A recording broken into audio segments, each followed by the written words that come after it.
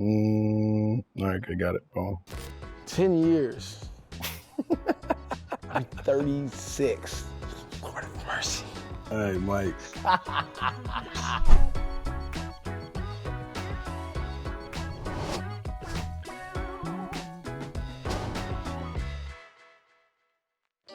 Hi, my name is Michael B. Jordan. I am People Magazine's Sexiest Man Alive. Now you're gonna get a chance to look at me at 26 years old when I was a one to watch. It's gonna be fun.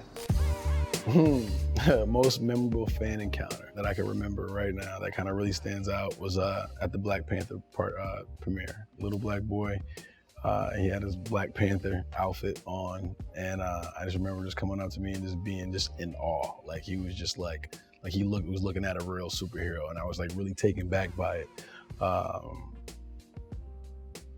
Yeah, because it realized how much that movie meant. You know how much those characters meant to him, and it was it just gave him a moment. It was a moment that I know he was going to sit with him.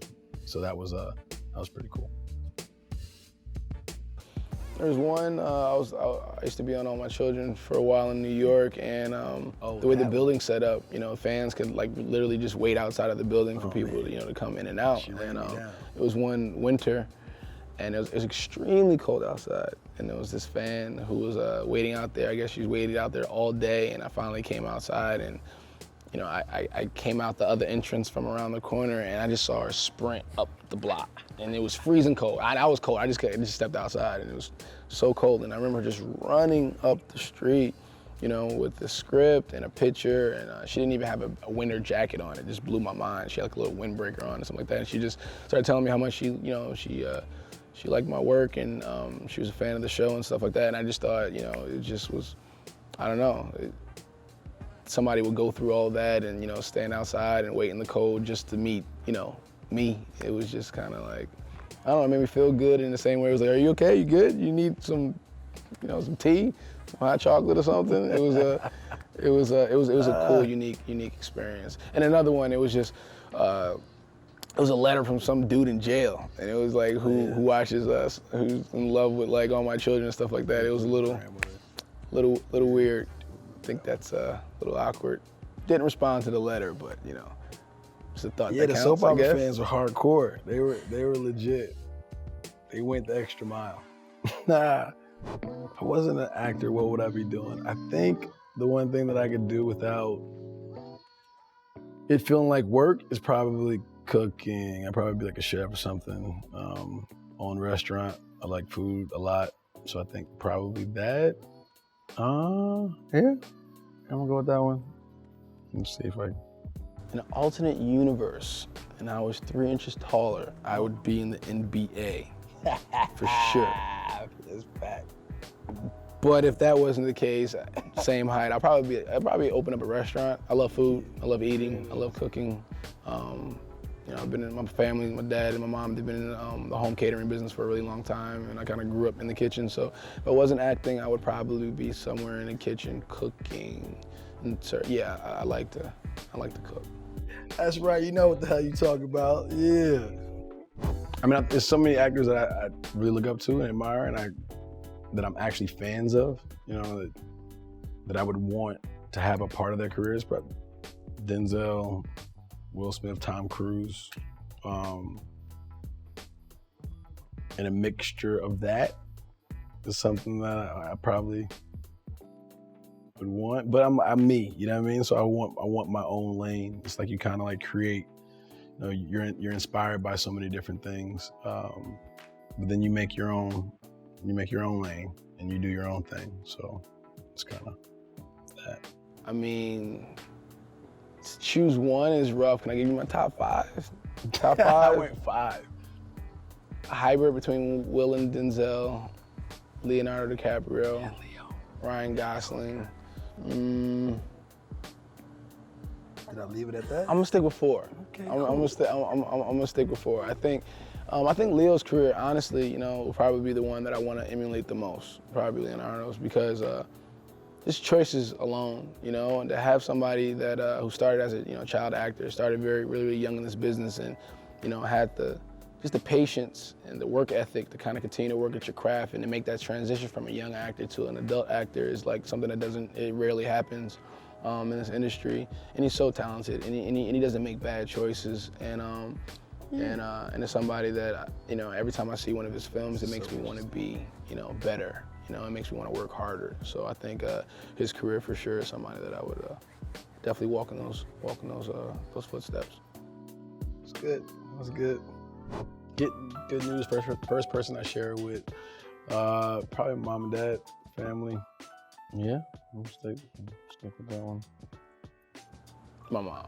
She's been on so many auditions with me, you know, left school early, you know, left work early, drive me over to the city, sometimes 2-3 times a day for auditions, you know, when I was little.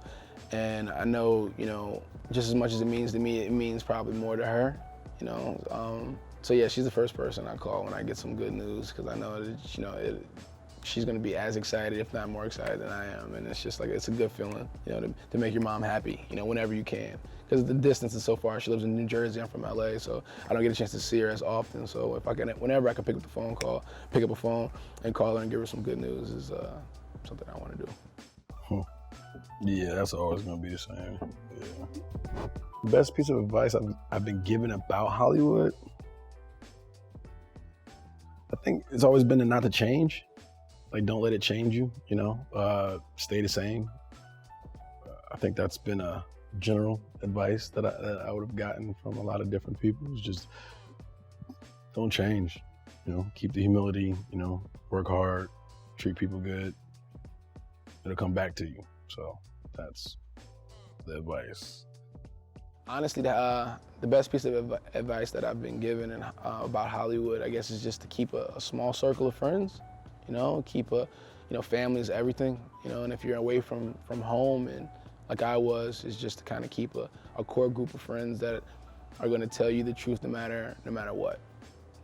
Whether you want to hear it or not, they're going to be able to tell you, you know, you're wrong, or this is, you know, avoid that, or look out for this. And I think that was the best piece of advice that I've gotten. And I stay true to who you are.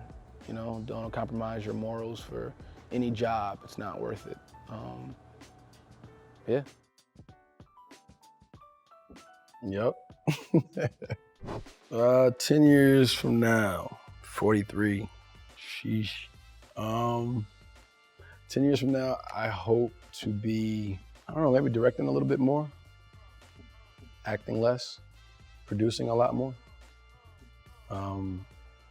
It's evolving, growing, whatever the next evolution of me, whatever that is.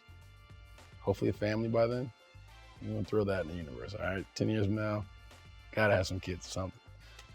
And we'll keep the other big ambitions down, but yeah, big stuff, you know. You know, make an impact all over the world, and not just through, you know, the roles that I play. 10 years. I'll be 36. Lord have mercy. In 10 years, what do I hope to be doing? 26 years old, that's crazy. And hopefully just happy, you know. Hopefully maybe starting a family. Hopefully my career has been, you know, continue to be successful. And I don't know. I'm curious to see what kind of man I am in 10 years. You know, I mean, I guess all the cliches want to be, you know, happy, healthy, successful, and wealthy. I think those are the things that I think everybody kind of wants. Yeah, 10 years, hopefully that'll be the case. All right, Mike. Ain't changed too much. Pretty spot on. Pretty spot on. That's cool. This is cool.